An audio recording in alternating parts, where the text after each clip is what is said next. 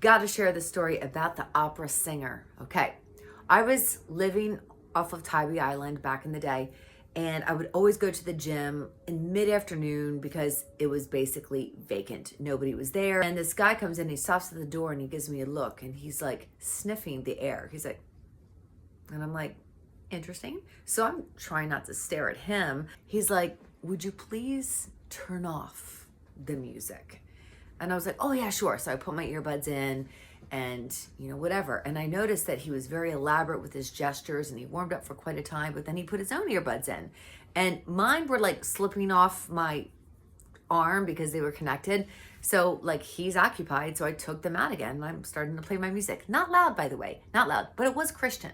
Okay, that's the caveat. Because he has his music in and he's all emphatically removing each earbud and he's like, do I hear your music? And I'm like, how do you hear my music if your music's on? Like, I don't know how you could hear my music over yours. It's very low. He's like, I can feel your music. And I'm like, do tell, because this is now getting interesting. He's like, let me tell you about your Christians. He's like, you play your music as if everybody wants to be enthralled by it. He's like, I'm a professional opera singer and I have sung in the greatest of cathedrals across the country. And I always give this wonderful rendition of Ave Maria. And you Christians come up to me afterwards and crying how I brought you to tears. And I just laugh all the way home because it's pathetic.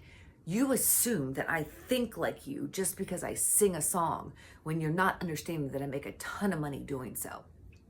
And I was like, hold up, who's messed with you? Because you only respond this way to the feeling of a vibrant energy because your music was on. And I think you came from a pretty miserable home and that they actually were really strict with you and they made you go to church and do all the things that they believed and it repulsed you. And I think they were actually so bad to you, we could label it spiritual abuse. And so no wonder you hate this music. I am so sorry. I will turn it off. And he's like, how did you know these things? And I'm like, because it saddens me that you would think that I was trying to purposely aggravate you and not heed the question that you asked me. So I apologize because I just assumed that it was no big deal and that you weren't paying attention to me. But I'm paying attention to you now. And for whatever has happened to you, however you've been spiritually abused, however you've suffered religious trauma because of strictness and rules and regs in your household, I wish that wouldn't have happened to you. But I am not a Christian like the rest, and I'm not making demands on you that you have to listen to my music. So it won't happen again.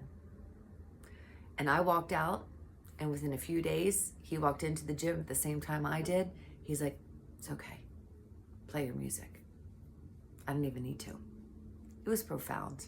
Both of us knew God was in the house because I accepted him where he was, and I wasn't jamming Jesus down his throat.